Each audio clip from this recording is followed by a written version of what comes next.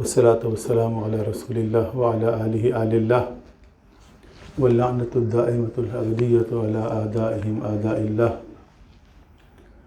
من يوم عداوتهم إلى يوم لقاء الله۔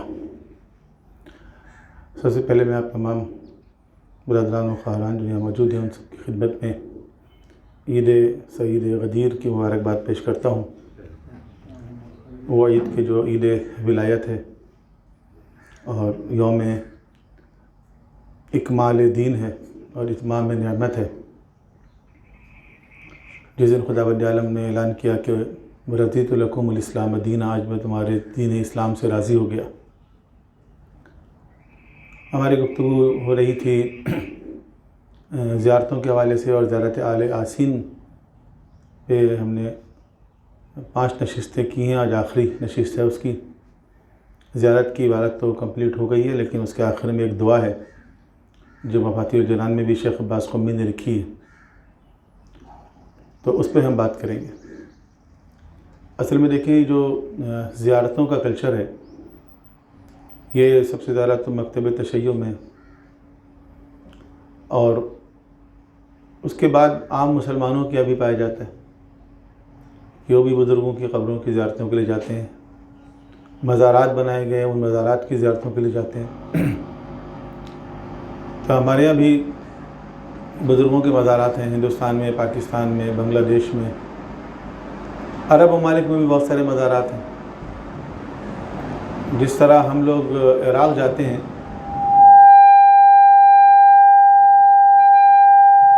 محمد و آل محمد صلوات۔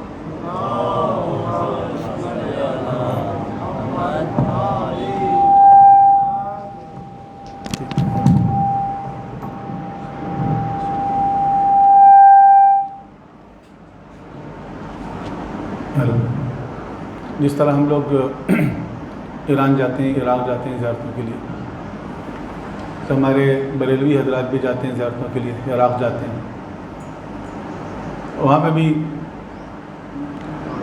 جو ہے وہ پیران پیر دستگیر عبد القادر جیلانی بغداد میں ان کی زیارت کرتے ہیں، اور نجف بھی جاتے ہیں، کربلا بھی جاتے ہیں۔ ان کے اپنے پیکیجز ہوتے ہیں۔ اس پیکیج میں ایک دن جو لوگ جاتے ہیں، ہمارے پاس دوست بھی جاتے ہیں، تو میں ان سے پوچھتا رہتا ہوں، جیسے ہمارے یہاں بھی مختلف طرح کے پیکیجز ہوتے ہیں نا، تو میں نے معلوم کیا تو پتہ چلا کہ ایک دن کربلا اور ایک دن نجف جائیں گے اور 5 دن بغداد میں رکیں گے۔ تو پیران پیر کے روضے پہ 5 دن رکیں گے، اور جو شہنشاہ ولایت ہے ان کی خبر پہ 1 دن کے لیے حاضری دیں گے وہ۔ اینی لوگ مزارات میں جاتے ہیں، اور ایک طبقہ جو ہے ان مزاروں کا بھی مخالف ہے اور اس میں جانے والی زیارتوں کا بھی مخالف ہے۔ ان کے خیال میں تو زیارت کی نیت سے سفر کرنا بھی حرام ہے۔ زیارت کی نیت سے اگر کوئی شخص مدینہ جا رہا ہے کہ میں روضہ رسول کی زیارت کروں گا، تو وہ جو سخت گیر قسم کے سلفی ہیں، ان کا کہنا ہے کہ یہ سفر ہے، معصیت ہے، کیونکہ آپ بلا وجہ سفر کر رہے ہیں کہ صرف آپ ایک قبر کی زیارت کے لیے جا رہے ہیں۔ آپ یہ نیت کریں میں مسجد نبوی میں جا کے نماز پڑھوں گا، تو مسجد نبوی میں نماز پڑھنے کی فضیلت چونکہ ہے، ثابت ہے ان کے نزدیک، تو سائڈ بائی سائڈ آپ روضہ رسول کی زیارت بھی کر لیں۔ تو یہ 2 طرح کے خیالات جو ہیں وہ چل رہے ہیں، لیکن ایک طبقہ جو ان کے درمیان میں ہے وہ گریجولی مزاروں کا مخالف ہوتا جا رہا ہے، ایک پڑھا لکھا طبقہ، اور وہ ان مزاروں کے اندر ہونے والی ایکٹیویٹیز کی وجہ سے متنفر ہو رہا ہے۔ جو مزارات ہمارے یہاں خاص طور پر اپنے یہاں پاکستان میں دیکھ لیں کہ ان مزارات کے اندر جو کچھ ہو رہا ہے، جس طرح مثلا منشیات عام طور پر ہیروئن، چرس، یہ سب چیزیں، بھنگ تو اس طرح پیش کرتے ہیں جیسے گنے کا رس ہمارے یہاں گرمیوں میں پیش کر رہے ہیں نا۔ واقعی میں ایک سخت گرمی میں بلوچستان کے ایک مزار میں گیا، تو جیسے ہم اترے شدید گرمی تھی، تو میں نے دیکھا گلاس میں بھر کے، لسی والے گلاس میں گرین کلر کا ایک شربت وہ پیش کر رہے ہیں، لائٹ گرین. میں نے کہا شاید گنے کا رس ہے یہ، اس گرمی میں گنے کا رس پی لینا چاہیے. پھر کس نے کہا یہ تو بھنگ ہے. میں نے کہا اچھا اتنا کھلے عام ہے بھنگ بیچ رہے ہیں؟ لیکن یہ تو کامن ہے یہاں پہ، بھنگ ہے، چرس ہے، ہیروئن ہے، یہ سب چیزیں کامن ہیں. تو جو کچھ کے مزارات میں چیزیں نظر آتی ہیں، سڑک صحیح نہیں ہے، واش روم نہیں ہے، پینے کا پانی پراپر نہیں ہے،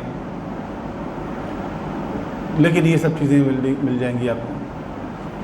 تو جو پڑھے لکھے لوگ ہیں، جو سمجھدار لوگ ہیں، وہ کہتے ہیں کہ چلو ٹھیک ہے، مزار اور قبریں اور جو صاحب قبر ہیں ان کی عظمت سب کچھ اپنی جگہ، لیکن یہ کیا ہو رہا ہے؟ مثلا یہ دین ہے، یہ سکھانے کے لیے اسلام آیا تھا.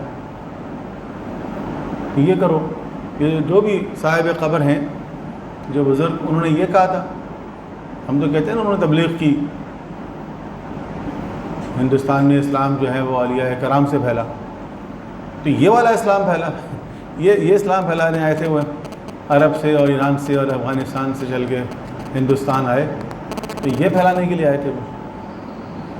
تو لوگ جو ہے وہ ان چیزوں کی وجہ سے متنفر ہو رہے ہیں. تو ان کے سامنے پھر الحمدللہ مکتب تشیع میں جو زیارت گاہیں ہیں ہم ان کو پیش کرتے ہیں کہ آپ ایران میں چلے جائیں، آپ عراق میں چلے جائیں، آپ شام میں چلے جائیں، لبنان چلے جائیں، تو وہ جو زیارت گاہیں ہیں ان زیارت گاہوں میں آپ کو یہ خرافات نظر نہیں آئیں گی، بلکہ پاک و پاکیزہ ماحول ہوگا. ہر جگہ نماز جماعت ہو رہی ہوگی، ہر جگہ قرآن کریم کے تلاوت، بلکہ ایکٹیویٹیز قرآنی، اسلامی، دینی، ثقافتی ایکٹیویٹیز نظر آئیں گی آپ کو. حرم امام رضا میں چلے جائیں، آپ کو ہر صحن کی اپنی الگ الگ ایکٹیویٹیز ہیں، ہر صحن کی، ہر رواق کی. کہیں قرآن کی ایکٹیویٹیز ہے، کہیں فقہ کی ایکٹیویٹیز ہے، کہیں بچوں کے لیے ہے، کہیں اردو زبان میں ہے، کہیں انگریزی زبان میں ہے. مختلف جو ممالک جو بڑی زبانیں ہیں ان میں الگ الگ ایکٹیویٹیز ہوتی ہیں. لائبریری ہے، میوزیم ہے. تو یہ ساری چیزیں، نماز جماعت ہو رہی ہے، دروس ہو رہے ہیں، لیکچرز ہو رہے ہیں، دعائیں ہو رہی ہیں، زیارتیں پڑھی جا رہی ہیں. تو یہ ساری ایکٹیویٹیز جو ہیں بہت ہیلدی، بہت پازیٹیو نظر آتی ہیں. وجہ کیا ہے؟ وجہ یہ ہے کہ یہ جو مزارات ہیں یہ علماء کے کنٹرول میں ہیں، ان کے جو متولی ہیں. ہمارے یہاں تو یہ سارے جو ہیں وزارت اوقاف کے کنٹرول میں ہیں، جو سرکاری ادارہ ہے، گورنمنٹ کا ادارہ ہے وزارت اوقاف، اس کے کنٹرول میں ہے. لیکن ان کا کنسرن جو ہے وہ چندے کے ڈبے کے سے زیادہ نہیں ہے کہ جہاں اتنی بڑی تعداد میں لوگ آ رہے ہیں تو وہاں لوگوں کو سہولیات بھی فراہم کی جائے، وہاں لوگوں کو پینے کے لیے پانی میسر ہو، وہاں صاف ستھرا واش روم میسر ہو. لیکن ایسا کچھ نہیں ہے. اچھا وہ بھی چندے سے چل رہا ہے، آستان قدس رضوی بھی چندے سے چل رہا ہے.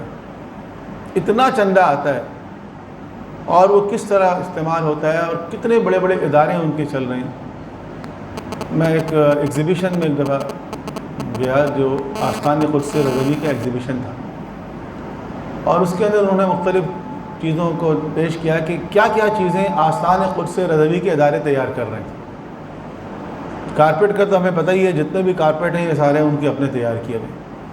سب سے بڑا کارخانہ کارپیٹ کا جو ہے وہ آستان قدس رضوی کا ہے.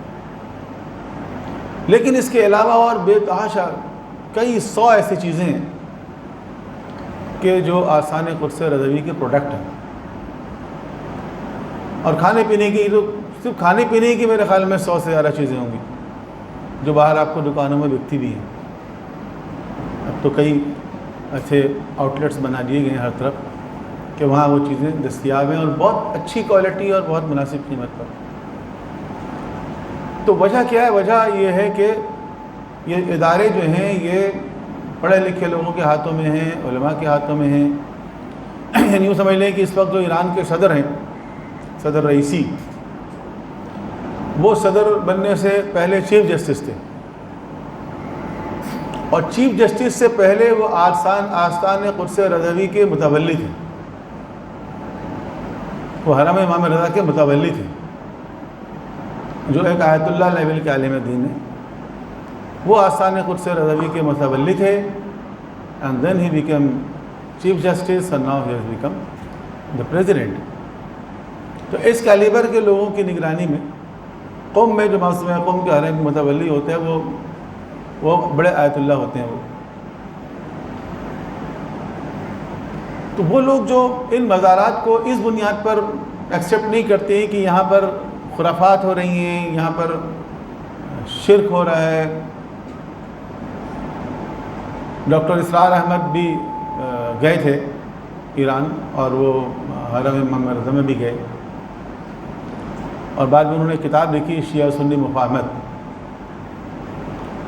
تو انہوں نے کہا میں مزارات کا مخالف نہیں ہوں، اور نہ میں قبروں میں جانے کا مخالف ہوں، اور میں گیا وہاں امام رضا کے حرم میں. البتہ میں زری کو میں نے ہاتھ نہیں لگایا، میں اتنا وہاں نہیں گیا. میں مخالف نہیں ہوں، لیکن میں احتیاطاً نہیں کیا کہ لوگ کہیں گے دیکھو یہ تو بالکل ہی ادھر چلے گئے اس لیے میں ہاتھ نہیں لگائی، لیکن میں اس کا مخالف نہیں ہوں. لیکن جو خاص بات ہے وہ یہ کہ انہوں نے کہا کہ میں نے وہاں پر کوئی ایسا خلاف شرع کام نہیں دیکھا، کوئی شرک ہو رہا ہو، کوئی لوگ سجدے کر رہے ہوں، لوگ ایسی کوئی بات کر رہے ہوں جو توحید کے خلاف ہو. تو دیکھیں یہی ہمارا اصل میں موضوع ہے کہ ہمارے یہاں جو زیارت کا کلچر ہے اس کے اندر توحید کو بہت محفوظ بنایا گیا ہے. جن ہستیوں کی زیارتوں کے لیے ہم لوگ جاتے ہیں انہوں نے اپنی پوری زندگی جس لیول کے توحید کا درس دیا، اس توحید کو محفوظ رکھنے کے لیے انہوں نے سارا کچھ قربان کر دیا. اگر کوئی انہی کے نام پر یا انہی کے مزارات پر کوئی ایسا کام کرے جو توحید کے عقیدے کو نقصان پہنچانے والا ہو کہ وہ تو افسوس کی بات ہو. ممکن ہے کوئی جاہل آدمی اس طرح کر رہا ہو، اور تو دیکھیں جو لوگوں کی پریکٹس ہوتی ہے وہ دین نہیں ہوتا.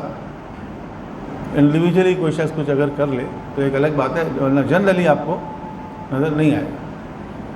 تو وہ جو زیارتوں میں ہمیں سکھایا گیا ہے اس میں بھی ہمیں یہ سکھایا گیا ہے کہ ہم بے شک زیارت کر رہے ہیں، ہم ان کے معنوی مقامات کے قائل ہیں، ان کو ہم بہت کچھ سمجھتے ہیں، ان کے ولایت تکوینی کے ہم قائل ہیں، ان کو حجت خدا سمجھتے ہیں، ان کو باب اللہ سمجھتے ہیں، ان کو عین اللہ سمجھتے ہیں،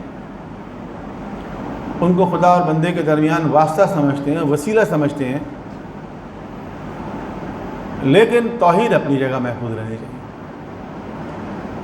یہ سب چیزیں جو ہے وہ آن دی کاسٹ آف توحید نہیں ہیں. یہ جو ہمارے عقائد ہیں یہ توحید کے خلاف نہیں. اسی لیے زیارتیں جب پڑھی جاتی ہیں، جیسے زیارت امام حسین آپ پڑھتے ہیں تو اس کا آغاز آپ کرتے ہیں اللہ اکبر سے، تکبیر سے کرتے ہیں. امام رضا کی زیارت کا آغاز بھی تکبیر سے کرتے ہیں، اللہ اکبر 3 مرتبہ اللہ اکبر کہنا مستحب. تو اللہ اکبر سے اس کا آغاز کرتے ہیں. اکثر جو بڑی زیارتیں ہیں، مشہور زیارتیں ہیں، ان کے آخر میں دعا ہے. زیارت عاشورہ کے آخر میں بھی دعا ہے. بعض دیگر زیارتیں ہیں، زیارت امام رضا میں دیکھیں گے آخر میں دعا ہے. تو یہ جو دعا ہے یہ خود اس بات کی علامت ہے کہ یہ جو ہم نے ابھی زیارتیں پڑھی ہیں یہ ہم نے ان سے اصل میں توسل اختیار کیا، کیونکہ ہم ان کو زندہ سمجھتے ہیں، کیونکہ ہم عالم برزخ میں ان کی حیات برزخی کے قائل ہیں.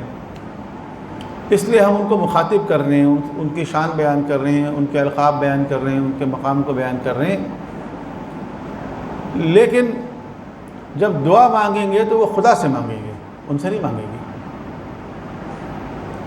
ان سے توسل اختیار کریں گے. ان سے ہم یہ کہہ سکتے ہیں کہ آپ ہمارے لیے وسیلہ بن جائیں، یہ تو ٹھیک ہے، اور یہ بھی ٹھیک ہے کہ بار الہ ان کے وسیلے سے ہماری دعا قبول کر لیں، یہ دونوں چیزیں ٹھیک ہیں.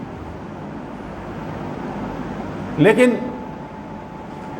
اگر ہم ان کو وسیلہ بھی بنائیں گے تو یہ ذہن میں رکھیں گے کہ اصل میں دینے والا خدا ہے اور یہ ذریعہ اور وسیلہ ہے. تو یہ جو دعائیں ہیں، یہ دعائیں خاص طور پر اس پہلو کی طرف اشارہ کرتی ہیں کہ جو ظاہر ہے وہ بہرحال اس کائنات کا خالق اور مالک اور رازق جو ہے وہ خداوند عالم کو ہی سمجھتا ہے، ٹھیک ہے، اور ان ہستیوں کے مانوی مقام کا قائل ہے وہ اپنی جگہ۔ تو یہ دعائیں اس تناظر میں بھی دیکھیں تو ہم زیارت آل یاسین پہ بات کر رہے تھے۔ زیارت آل یاسین کے آخر میں بھی یہ دعا ہے جو شیخ عباس قمی نے بھی مفاتیح میں لکھا ہے، اور جب دعا کرتے ہیں تو دعا کا آغاز جو ہے وہ صلوات سے کرتے ہیں، درود سے کرتے ہیں۔ اللہم انی اسألک ان تصلی علی محمد، اے معبود میں تجھ سے سوال کرتا ہوں کہ اپنے نبی محمد صلی اللہ علیہ وآلہ وسلم پر رحمت نازل فرما، کہ ہم پیغمبر ان کی آل پر رحمت کی دعا کرتے ہیں۔ دعا کے لیے کہا گیا ہے آداب دعا میں سے کہ شروع میں اور آخر میں دونوں میں صلوات پڑھیں، کیونکہ یہ وہ دعا ہے، صلوات بھی ایک دعا ہی ہے، یہ وہ دعا ہے کہ جو خدا کی بارگاہ میں یقیناً قبول ہوگی، اور جب آگے اور پیچھے دونوں کی دعائیں قبول ہوں گی تو یہ بات خداوند عالم کی شان کریمی سے بعید ہے کہ بیچ والی چیز کو خدا ریجیکٹ کر دے، تو انشاءاللہ درمیان والی چیز بھی قبول ہوگی۔ اچھا، اب اس میں پیغمبر اکرم پہ دعا سے آغاز ہوا ہے، لیکن پیغمبر کی شان میں بھی کچھ جملے ہیں کہ کون سے نبی؟ وہ نبی کہ نبی رحمتک و کلمت نورک، وہ نبی جو رحمت اور برکت والے ہیں، تیرا نورانی کلمہ ہیں، وَأَن تَمْلَأَ قَلْبِي نور الیقین، کہ وہ نبی جو نور والے ہیں، رحمت والے ہیں، اور تیرا نورانی کلمہ ہے۔ اور یہ دعا کہ ان تملأ قلبی نور الیقین، کہ میرے دل کو نور یقین سے بھر دے، سینے کو نور ایمان سے بھر دے، میرے ذہن کو نور روشن نیتوں سے بھر دے، میرے ارادے کو نور علم سے بھر دے، میری قوت کو نور عمل سے، میری زبان کو نور صداقت سے، میرے دین کو اپنی طرف سے بصیرتوں کے نور سے پر کر دے۔ یعنی ہم یہ خداوند عالم سے دعا کر رہے ہیں کہ ہمارے لیے یہ ہر طرح کے نور، و دینی نور البصائر و بصری نور الضیاء و سمعی نور الحکمہ مودتی نور الموالات، تو یہ ساری چیزیں جو ہیں وہ یہ نور ہیں، انوار ہیں، اور خدا کی طرف سے ہیں۔ یہ میرے دین کو اپنی طرف سے بصیرتوں کے نور سے بھر دے، و دینی نور البصائر، بہت بڑی دعا ہے یہ، اور بہت بڑی نعمت ہے خدا کی طرف سے اگر انسان کو نور بصیرت حاصل ہو جائے، بصیرت دینی حاصل ہو جائے۔ بصیرت کا مطلب یہ ہے کہ وہ چیز جو بظاہر انسان کو سامنے نظر نہیں آ رہی ہے اس کی حقیقت تک پہنچ جانا۔ جو چیز سامنے نظر آ رہی ہے اس کو تو بصارت سے دیکھ لیتا ہے، بینائی سے، اور جو چیز سامنے نہیں ہے اس کو دیکھنے کے لیے بصیرت چاہیے۔ تو بصیرت ایک تو قرآن کریم سے حاصل ہوتی ہے۔ قرآن کریم کے بارے میں خود قرآن میں ہے کہ ھذا بصائر للناس، یہ لوگوں کی بصیرت کو بڑھانے والی کتاب ہے، بصیرت افروز کتاب ہے قرآن۔ اور جس طرح قرآن بصیرت افروز ہے، یقیناً پیغمبر اکرم کی تعلیمات، ائمہ کائنات کی تعلیمات وہ بھی بصیرت افروز ہے۔ تو اگر ہم دین کو ان ذرائع سے سمجھیں گے تو ہمارے جو دینی بصیرت ہے اس کے اندر اضافہ ہوگا بصیرت میں۔ وہ بصری نور الضیاء، اور یہ اور جو بصارت ہے یعنی آنکھ کی روشنی، اس میں اضافہ فرما۔ وسمعی نور الحکمہ، میرے کان کو نور دانش سے بھر دے، یعنی کان جو ہے وہ ان چیزوں کو سننے کے عادی بن جائے جو حکمت کی باتیں، فضول باتیں، لا یعنی باتیں، بیکار باتیں، یہ سننے میں مزہ آتا ہے نا بعض اوقات، اور جو حکمت کی باتیں ہیں وہ سننے میں مزہ نہیں آتا۔ تو اگر انسان کے کان کو وہ نور حاصل ہو جائے تو اس کے کان ان چیزوں پہ لگ جائیں گے جو حکمت کی بات ہے. وہ مودتی نور المولات لمحمد و آلہ علیہ السلام، اور میری مودت، میری دوستی کو محمد اور آل محمد کی محبت کے نور سے بھر دے. یہ بھی نور ہے، آل محمد کی محبت یہ بھی ایک نور ہے. تو میری دوستی کو، دوستی ان سے الحمدللہ ہماری ہے، جیسا کہ ہم دعویدار ہیں، تو ہماری دوستی کو نور محبت سے پر کرتے ہیں. حتی القاک، یہاں تک کہ میں تجھ سے ملاقات کروں. کہ جب میں تجھ سے ملاقات کروں تو اسی کیفیت میں، اسی حالت میں ملاقات کروں. وقد وفیت بعہدک ومیثاقک، اور میں نے تیرا عہد و پیمان پورا کیا ہو. وہ عہد و پیمان جو تم نے لیا ہے، توحید کا عہد، رسالت کا عہد، ولایت کا عہد، جب میں اس دنیا سے جاؤں تو اس عہد کو پورا کر کے جاؤں. پس تیری رحمت مجھے گھیر لے اے ولی، اے تعریف والے. اللہم صلی علی محمد حجتک فی ارضک. اب یہ جو محمدین ہے یہ امام زمانہ اجل اللہ فرجہ شریف کے لیے صلوات پڑھیں ایک مل کے محمد و آل محمد. حجتک فی ارضک، جو تیری زمین پر تیری حجت ہے.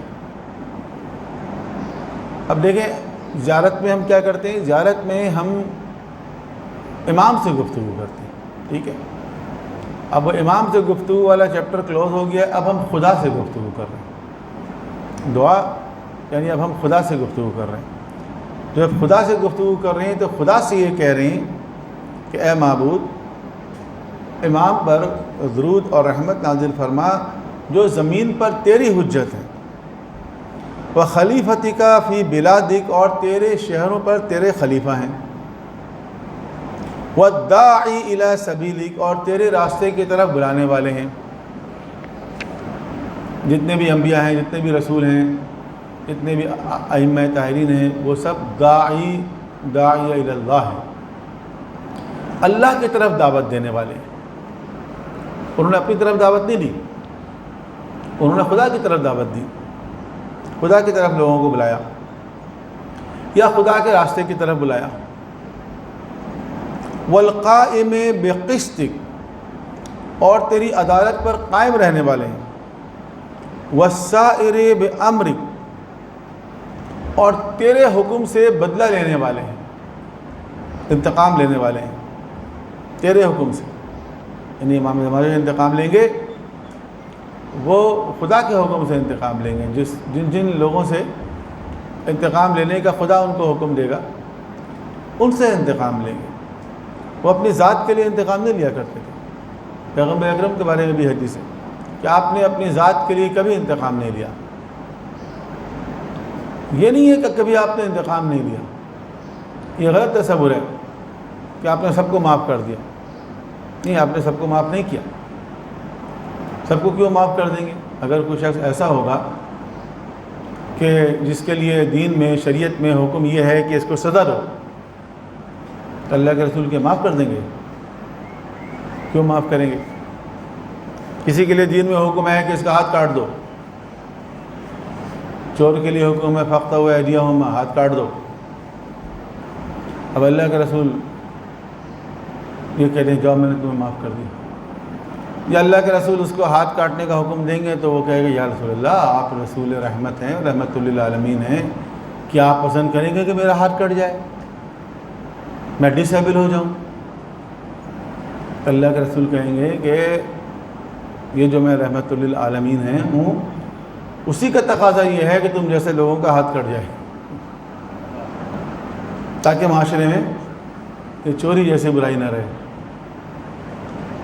تو ایسا نہیں ہے کہ اللہ کے رسول کسی سے انتقام نہیں لیتے تھے، انتقام لیتے تھے لیکن خدا کی خاطر لیتے تھے، اپنی ذات کی خاطر نہیں لیتے تھے. خدا کی خاطر غضبناک ہوتے تھے. ایسا نہیں ہے کہ آپ کبھی غضبناک نہیں ہوتے تھے، کبھی غصے میں نہیں آتے تھے. آتے تھے لیکن خدا کی خاطر آتے تھے۔ مجھے ایک واقعہ بیان کیا جاتا ہے نا، حضرت علیہ السلام نے چھوڑ دیا، اس نے آپ لعاب دہن پھینک دیا، تو وہ ہم بیان کرتے ہیں کہ حضرت علیہ السلام نے چھوڑ دیا اس کو۔ ٹھیک ہے چھوڑ دیا، لیکن پھر الٹیمیٹلی کیا کیا؟ قتل کر دی۔ یہ جو دوسری مرتبہ قتل کیا تو وہ پیار سے کیا یا غصے میں کیا؟ وہ پیار میں تو نہیں کیا، وہ بھی غصے میں کیا۔ بس فرق یہ ہے کہ پہلا والا غصہ جو اپنے نفس کی خاطر آیا تھا تو آپ نے چھوڑ دیا، اور جو دوسرا والا غصہ جو خدا کی خاطر تھا اس کے اوپر آپ نے عمل کیا۔ الحب للہ والبغض للہ، خدا کی خاطر محبت اور خدا کی خاطر نفرت، خدا کی خاطر دشمنی، خدا کی خاطر غصہ اور خدا کی خاطر انتقام۔ امام زمان جو انتقام لیں گے، یہ انتقام اس اسلام کا جو ایک وسیع تصور ہے، معاف کرنا، پیغمبر نے معاف کر دیا کرتے تھے۔ بہت سی ایسی چیزیں ہوں گی امام زمانہ کی حکومت میں کہ عام لوگ جو ہیں وہ سمجھ نہیں پائیں گے، اور وہ یہ کہیں گے کہ یہ کیسے مثلا پیغمبر کے جانشین ہیں کہ یہ ایسا کام کر رہے ہیں۔ وہ کہیں گے یہ کیسے رسول اللہ کے جانشین ہیں، یہ تو یہ کام کر رہے ہیں۔ پھر ایران میں انقلاب آیا نا تو امام خمینی نے بہت سارے لوگوں کو ٹانگ دیا، فوجی افسروں کو، یہ وہ جو بہت سارے غلط کاموں میں انوالو تھے۔ تو لوگ کہتے ہیں یہ کون سا اسلام آ گیا بھائی، یہ تو انہوں نے تو لائن لگا دی ہے، لوگوں نے پتہ نہیں کیا کیا محاورے مشہور کر دیے تھے۔ صبح ناشتے میں اتنے لوگوں کو ٹانگتے ہیں، پھر دوپہر کھانے میں اتنے کو ٹانگتے ہیں، پھر رات کے کھانے میں اتنے کو ٹانگتے ہیں۔ تو جب ایک معاشرے کی تطہیر ہوتی ہے تو اس میں بہت سارے کرپٹ لوگ کہ جن کی وجہ سے یہ معاشرہ پورا کرپشن کا شکار ہے، ان کو صاف کرنا پڑتا ہے۔ امام زمانہ بھی جب یہ صفائی کریں گے تو لوگ کہیں گے یہ آل رسول ہے، اتنا خون خرابہ کر رہے ہیں، اتنے لوگوں کو قتل کر رہے ہیں۔ تو ان کے ذہن میں اصل میں آل رسول کا تصور وہی ہے کہ امت نے ان کو قید کر دیا، امت نے ان کو زہر دے دیا، امت نے ان کو قتل کر دیا، امت نے ان کو گرفتار کر لیا، امت نے ان کو لوٹ لیا۔ اب جو وہ آ رہے ہیں وہ منتقم کربلا بن کے آ رہے ہیں، ظاہر وہ تو اس پورے باطل نظاموں کا قلقمہ کرنے کے لیے آ رہے ہیں، تو اس کے مطابق تو وہ انتقام لیں گے ان تمام لوگوں سے۔ اب جب انتقام کا وقت آیا تو لوگ کہیں گے یہ کیسے انتقام لے رہے ہیں۔ تو یہ تو والقائم بقسطک ہیں، تیری عدالت کو قائم کرنے والے ہیں اور تیرے حکم سے بدلہ لینے والے ہیں۔ ولی المؤمنین و بوار الکافرین، مومنوں کے ولی ہیں اور کافروں کے لیے پیغام موت ہے، پیغام موت بن کر آئیں گے وہ۔ جنگ بدر میں حضرت علی علیہ السلام جس طرف نکل کے جاتے تھے اس طرف موت ہی موت نظر آتی تھی لوگوں کو۔ پہلی جنگ کی تھی جنگ بدر۔ مشرکین حضرت علی علیہ السلام کے اس ٹیلنٹ سے، اس کوالٹی سے واقف نہیں تھے مکے والے۔ حضرت حمزہ کو جانتے تھے وہ، کیونکہ حضرت علی اس وقت ینگ تھے ظاہر ہے، تو حضرت علی کا ٹیلنٹ اتنا سامنے آیا نہیں تھا ان کے۔ تو بعد میں جب انہوں نے اپنی میٹنگ کی اور کہا کہ ہمیں اتنی شکست کیوں ہوئی، ہمارے 70 اہم لوگ کیوں مارے گئے، تو بتایا گیا کہ ایک تو وہ تھے حمزہ، انہوں نے بہت قتل کیا لوگوں کو۔ دوسرا وہ جوان تھا کہ وہ جس طرف جاتا تھا اس طرف موت ہی موت نظر آتی تھی، اور اس کا نام ہمارے سپاہیوں نے الموت الاحمر رکھ دیا تھا، سرخ موت، تو جس طرف جاتا ہے اس طرف کشتوں کے پشتے لگ جاتے ہیں۔ تو دیکھیں یہ تو خدا کی طرف سے ان کا یہ مقام ہے کہ مؤمنین کے لیے رحم دل ہیں، ولی ہیں، اور کافروں کے لیے پیغام موت ہے۔ وَمُجَلِّيَ الظُّلْمَ وَمُنِيرُ الْحَقِّ، تاریکی میں روشنی کرنے والے، حق کو عیاں کرنے والے، وَالنَّاطِقِ بِالْحِکْمَةِ وَالصِّدْقِ، حکمت اور سچائی سے بات کرنے والے۔ جو بات کرتے ہیں تو ان کی بات کے اندر حکمت ہوتی ہے، حکمت یعنی وزڈم۔ یہ میں بارہا بتاتا رہتا ہوں کہ حکمت کا مطلب جڑی بوٹیوں سے علاج نہیں ہے، حکمت کا مطلب ہے وزڈم، کہ ان کی باتوں کے اندر ایک وزڈم ہوتا ہے۔ وَكَلِمَتِكَ التَّامَّةِ فِي أَرْضِكَ، جو تیری زمین میں تیرا کلمہ کامل ہے۔ المرتقب الخائف، اور تیرے فرامین کے نگہبان ہیں، نگران ہیں، لیکن خائف بھی ہیں، یعنی تیرے جبروت، تیری عظمت سے ان کے دل میں ایک خوف ہے۔ والولی الناصح، اور ایسے ولی ہیں جو امت کے خیر خواہ ہیں۔ سفینۃ النجاہ، نجات دلانے والی کشتی۔ ہر امام سفینۃ النجات۔ امام حسین علیہ السلام کے لیے تو پیغمبر اکرم نے فرما دیا ان الحسین مصباح الہدیٰ و سفینۃ النجات، لیکن ہر امام، ہر معصوم جو ہیں وہ مصباح الہدیٰ بھی ہیں اور سفینۃ النجاہ بھی ہیں۔ یہ امام زمانے کے لیے کہا گیا سفینۃ النجاہ و عالم الہدیٰ، نجات دلانے والی کشتی اور ہدایت کے پرچم۔ تو ہر امام اپنے زمانے کے لیے کشتی ہدایت ہے۔ اور ایک حدیث بھی ہے امام جعفر صادق علیہ السلام سے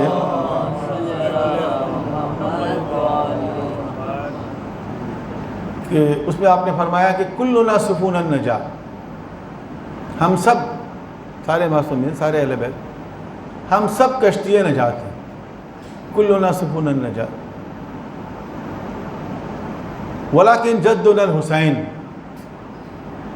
لیکن ہمارے جد حسین علیہ السلام کی کیا بات ہے؟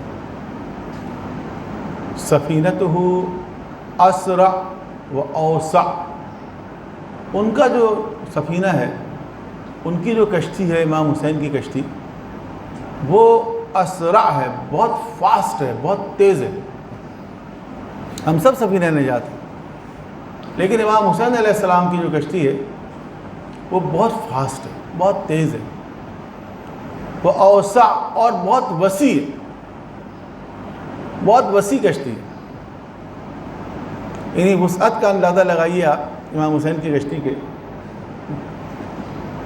کہ بہت سے وہ لوگ جو امیر المؤمنین کے مقابلے میں تھے، علی علیہ السلام کے مخالف تھے، وہ بھی آپ کو امام حسین کے کیمپ میں نظر آئیں گے، وہ بھی امام حسین کے پاس آ گئے۔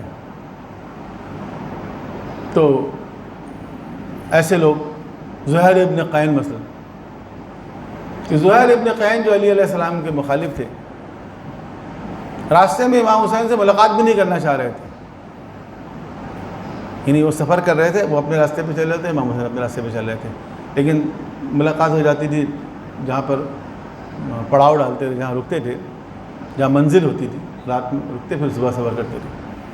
تو منزل جو ہے وہ کامن ہوتی تھی، جیسے آپ لانگ روٹ کی بسوں میں سفر کرتے ہیں نا، تو ہر بس ایک خاص جگہ پہ جا کے، زیادہ تر بسیں وہیں رکتی ہیں جہاں واش روم ہوتا ہے، ریسٹورنٹ ہوتے ہیں، کھانے پینے کی، آرام کرنے کی جگہ ہوتی ہے۔ تو اسی طرح مخصوص مقامات پر لوگ رکتے تھے۔ تو زہیر ابن قین جو ہے وہ اپنا خیمہ تھوڑا سا دور لگاتے تھے امام حسین سے۔ تو ایک جگہ جو ہے وہ ایسا ہوا کہ برابر میں لگانا پڑا ان کو، تو امام حسین نے پیغام بھیجا زہیر کو کہ بلاؤ۔ تو زہیر جو ہے وہ پس و پیش سے کام لے رہے تھے۔ ہمارے یہاں جو واقعہ حبیب ابن مظاہر کے لیے بیان کیا جاتا ہے نا، وہ اصل میں زہیر ابن قین کا واقعہ ہے۔ حبیب ابن مظاہر اس طرح نہیں آئے تھے، لیکن ہمارے یہاں یہ واقعہ حبیب ابن مظاہر سے منسوب ہے۔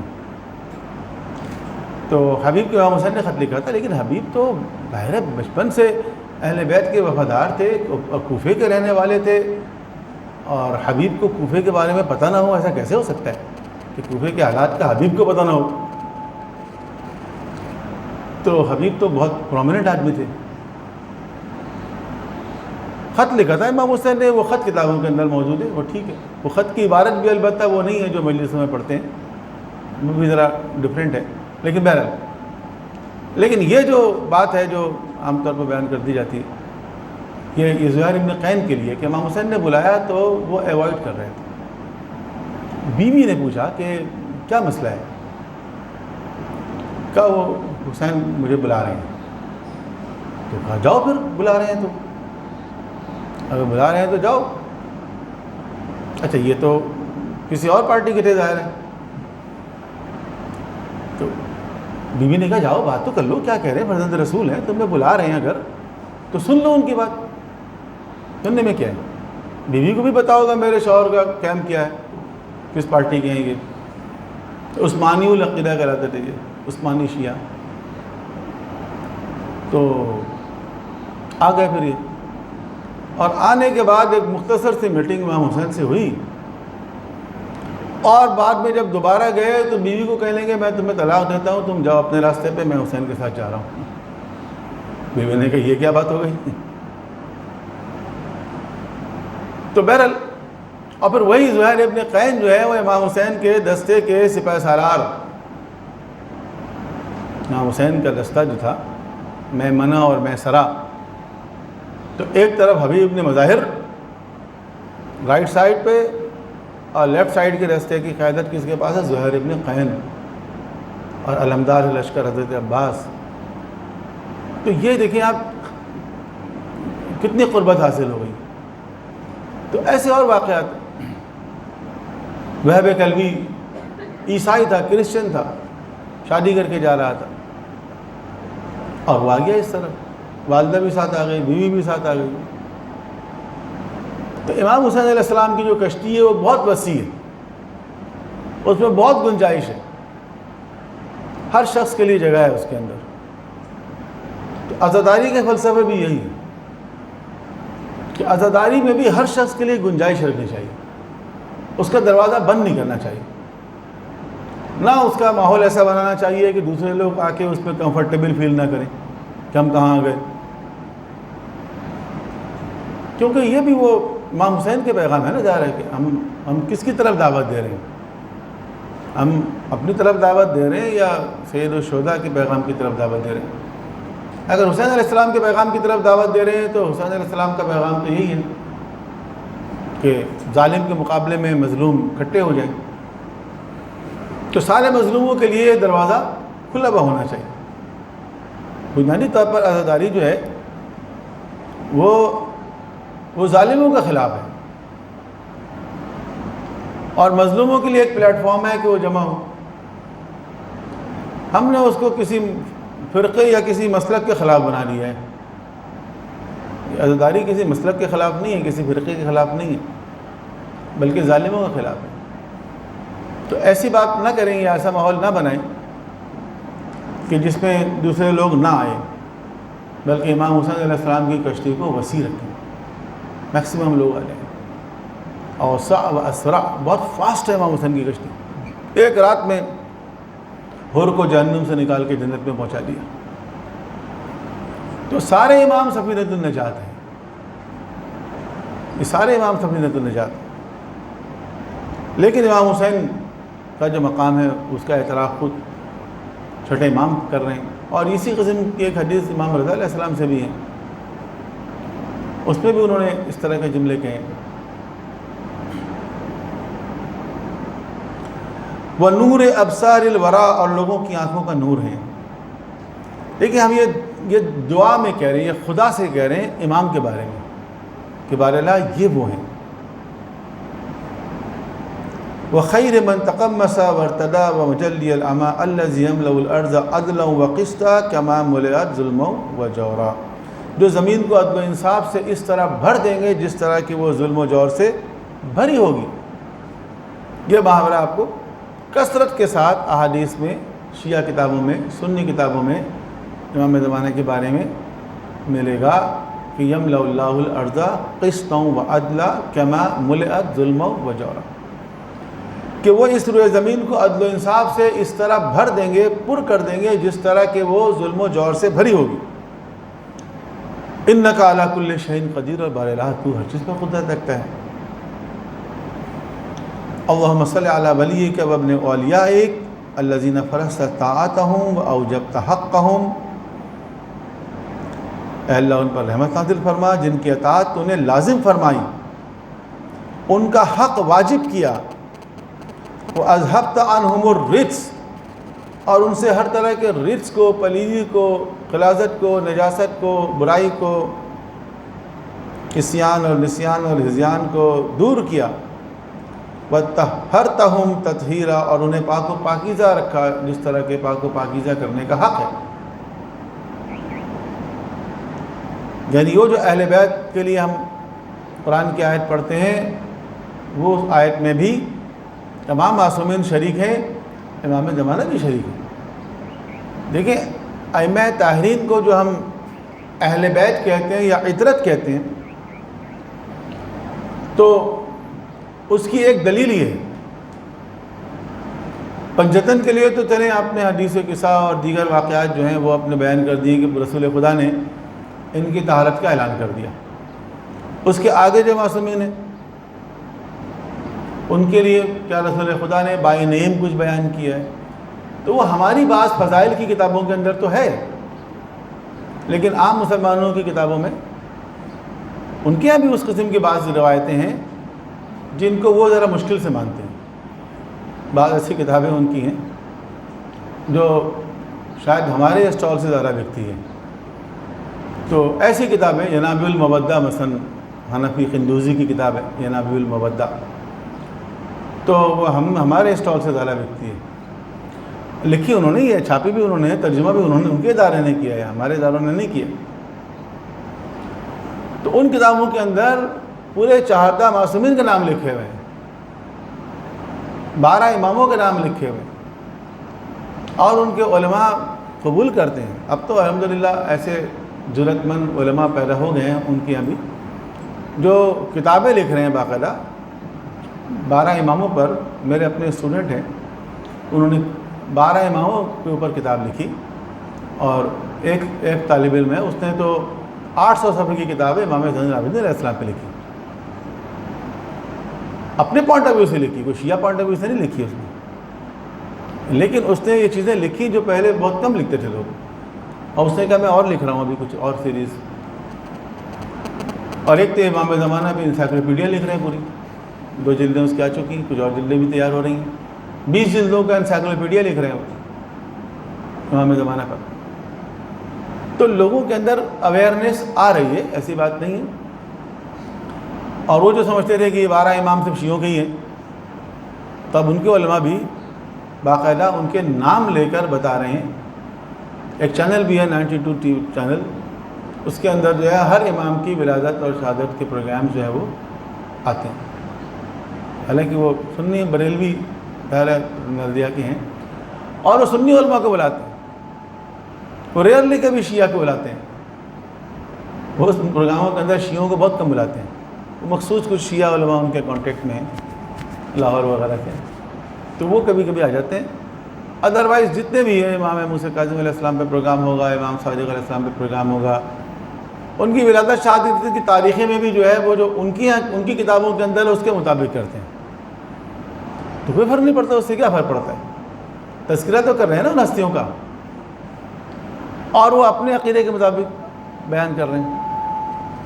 تو دیکھیں، اس سے یہ بات واضح ہو جاتی ہے کہ یہ جو شخصیات ہیں، یہ جو ہستیاں ہیں، ان کو یہ جو امپریشن ہے کہ یہ شیعوں کے ہیں اور شاید سنیوں کا ان سے کوئی کنسرن نہیں ہے۔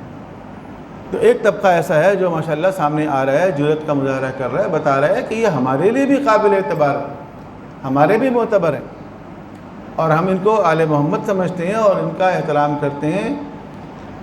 یہ ایک پازیٹیو بات ہے۔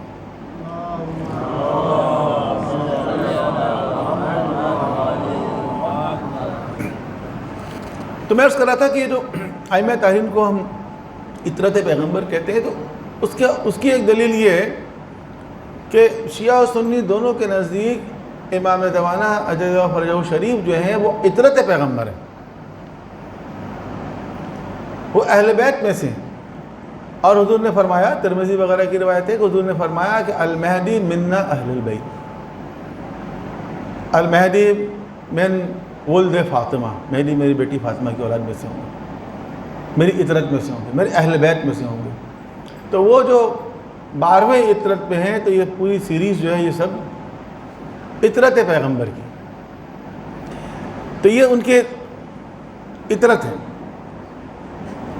اللہم انصرہ وانتصر بہ، اے معبود ان کی مدد کر، ان کے ذریعے اپنے دین کو غلبہ عطا کر، وانتصر بہ لدینک، ان کے ذریعے اپنے دین کو غلبہ عطا کر، خدا سے دعا کر رہے ہیں۔ وانصر بہ اولیاءک و اولیاءہ، ان کے ذریعے قوت دے اپنے دوستوں کو اور ان کے دوستوں کو، وشیعتہ و انصارہ، شیعوں اور مددگاروں کو، جو ان کے شیعہ یعنی فالوور، جو ان کے فالوور ہیں اور جو ان کے مددگار ہیں، ناصر ہیں۔ وَاجْعَلْنَا مِنْهُمْ، اور ہمیں بھی ان میں سے قرار دے، ہمیں بھی ان کے اولیاء، ان کے شیعہ، ان کے انصار میں سے قرار دے۔ اللہم اعذہ من شر کل باغ و طاغ، اے معبود بچا کے رکھ ان کو ہر باغی اور سرکش کے شر سے، ومن شر جمیع خلقک، تمام مخلوقات میں جو بھی شر ہیں، شریر لوگوں کے شر سے ان کو محفوظ رکھ۔ واحفظہ من بین یدی، ان کی نگہبانی کر آگے اور پیچھے سے، ومن خلفہ وعن یمینہ، ان کے پیچھے سے، ان کے دائیں اور بائیں سے، وعن یمینہ وعن شمالہ، واحرسہ، اور ان کو محفوظ رکھ، وامنعہ من ان یُسر الیہ بسوء، محفوظ رکھ اس سے کہ ان کو کوئی نقصان، کوئی تکلیف، کوئی اذیت پہنچانے کی کوشش کرے۔ اچھا، یہ جو ہم کہتے ہیں نا کہ خدا نے ان کو محفوظ رکھا ہوا ہے، پھر ہمیں دعا کرنے کی کیا ضرورت ہے؟ تو دیکھیں، ہماری جو دعا ہے نا، بے شک خدا نے محفوظ رکھا ہوا ہے، لیکن خدا نے جو محفوظ کسی بھی چیز کو رکھا ہوا ہے تو اس کے لیے بھی کوئی نہ کوئی طریقہ کار خدا نے مقرر کیا ہوا ہے۔ موسیٰ علیہ السلام کو خدا نے محفوظ رکھا فرعون سے، لیکن اس کا ایک طریقہ کار ہوا، وہ طریقہ کار یہ ہوا کہ موسیٰ علیہ السلام کی پرورش فرعون کے گھر میں ہو گئی، فرعون کی بیوی نے بچایا پہلے تو، اور کئی مراحل آئے۔ تو بے شک خدا ان کے حفاظت کرنے والا ہے، لیکن ہماری جو دعائیں ہیں وہ ایک تو اس بنیاد پر ہے کہ جو ہمیں ان سے محبت ہے، اس کا تقاضا یہ ہے کہ ہم ان کی ہر طرح کے شر سے محفوظ رکھنے کی دعا کریں۔ وَأَظْهِرْ بِهِ الْعَدْلِ، ایک جملہ رہ گیا، وَاحْفَظْ فِيهِ رَسُولَكَ وَآلَ رَسُولِكَ، اور ان کی حفاظت کر کے اپنے رسول اور ان کی آل کی حفاظت فرما۔ وَأَظْهِرْ بِهِ الْعَدْلِ، اور ان کے ذریعے سے عدل کو ظاہر فرما۔ ظاہر کا مطلب ہے غالب فرما، یہاں ظاہر کا مطلب غلبہ ہوتا ہے، لِيُظْهِرَهُ عَلَى الدِّينِ كُلِّهِ کا مطلب دین کا غلبہ،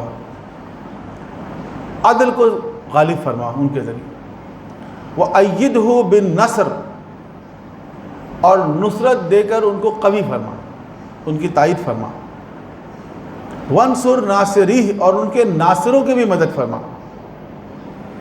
وَاخْذُلْ خَاذِلِيهِ، اور جو ان کو چھوڑ دے تو بھی ان کو چھوڑ دے۔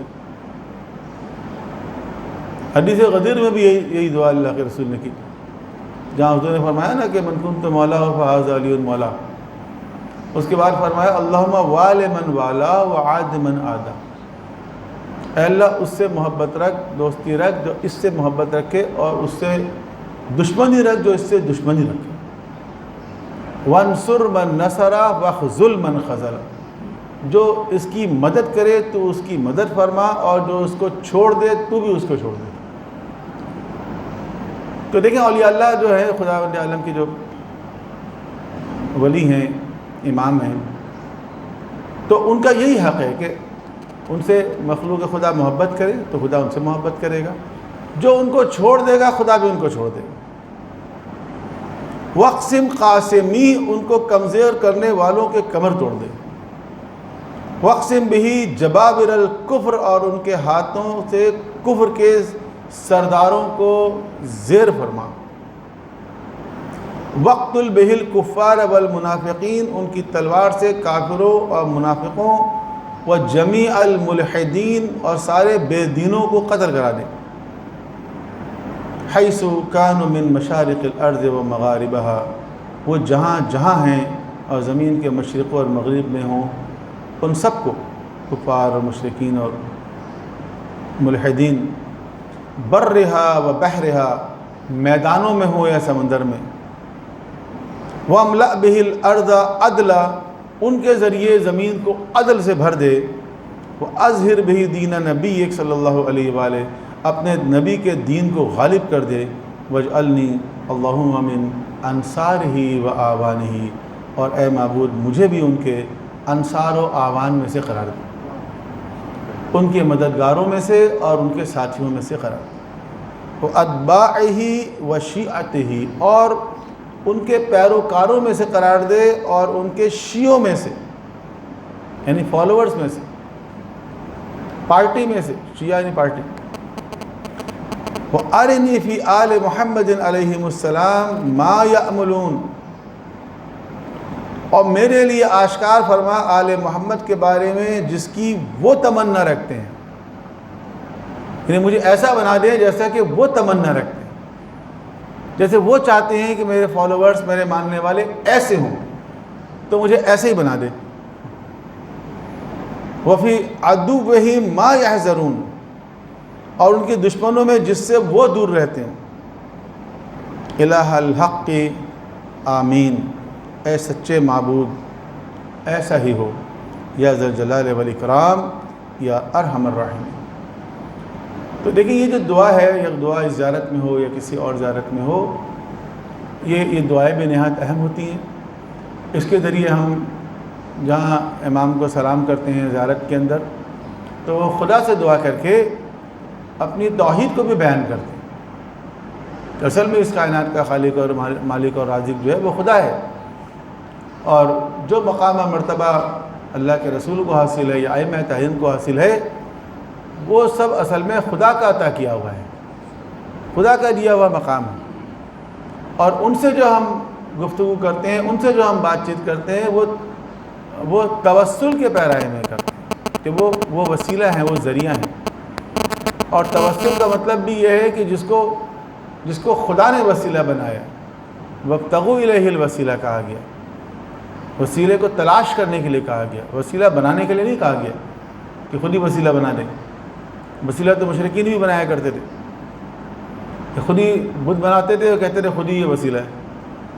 وسیلہ بنانے کے لیے نہیں کہا گیا، وابتغوا الیہ الوسیلہ، وسیلے کو تلاش کرنا ہے۔ تو خدا نے وسیلہ بنایا ہے، ان وسیلوں کو تلاش کرنا ہے۔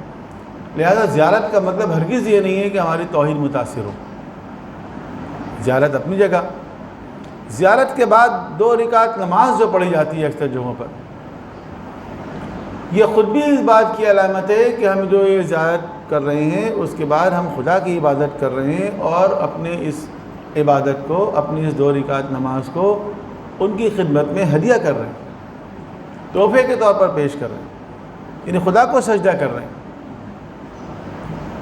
اور ایک زیارت کے بعد جو دعائیں ہیں ان میں سے ایک دعا کے اندر یہ بات لکھی ہوئی ہے کہ بار الہ، میں نے یہ 2 رکعت نماز پڑھی ہے، یہ تیرے لیے میں نے سجدہ کیا ہے اور رکوع کیا ہے، کیونکہ تیرے غیر کے لیے جائز نہیں ہے۔ عبادت کس کی ہوگی؟ خدا کی ہوگی۔ معبود کون ہے؟ اللہ ہے۔ تو یہ ذہن میں رہے کہ اتنی زیارتیں اگر ہم کر رہے ہیں، بے شک زیارت کریں، اس کی فضیلت بہت ہے اور اس کا ثواب بہت ہے، لیکن توحید کو محفوظ رکھیں۔ اہل بیت علیہم السلام نے توحید کو محفوظ رکھنے کے لیے بہت زحمت کی ہے، اور اپنے اصحاب، اپنے شاگرد تیار کیے۔ ہر خطبے کے اندر آپ کوئی خطبہ پڑھیں امیر المومنین کا، دیگر معصومین نے کہیں خطاب کیا، کہیں گفتگو کی، آغاز کس سے کیا؟ اللہ کی حمد و ثنا سے۔ ہر دعا جو معصومین علیہ السلام سے آئی ہے، آپ دیکھیں آغاز کس سے؟ اللہ کی حمد و ثنا سے۔ تو ان کی پریکٹس یہی ہے، جو دین انہوں نے پیش کیا اس دین کی تعلیمات میں یہ بہت اہم بات ہے۔ بس روک دیتے ہیں یہیں پر، کافی ہوئی، تو انشاءاللہ ختم کرتے ہیں اس سلسلے کو، پھر کبھی موقع ملے گا تو سلسلہ شروع کریں گے۔ الوقت ایام اعضا بھی نزدیک ہے، اس دعا کے ساتھ ختم کرتے ہیں کہ بارہلا یہ جو ایام ہیں غدیر اور مباہلہ کے، اہل بیت اطہار کی ولایت کا اعلان ہے، تو ہمیں ہماری نسلوں کو، ہماری اولاد کو، ہمارے جوانوں کو، بچوں کو سب کو امیر المومنین اور ان کی اولاد کی ولایت سے متمسک رہنے والوں میں سے قرار دے. ربنا تقبل منا انک انت السمیع العلیم برحمتک یا ارحم الراحمین. کوئی ضروری سوال ہے یا کوئی ڈسکشن ہے تو مشترکہ صلوات پڑھیں ایک مل کے محمد والے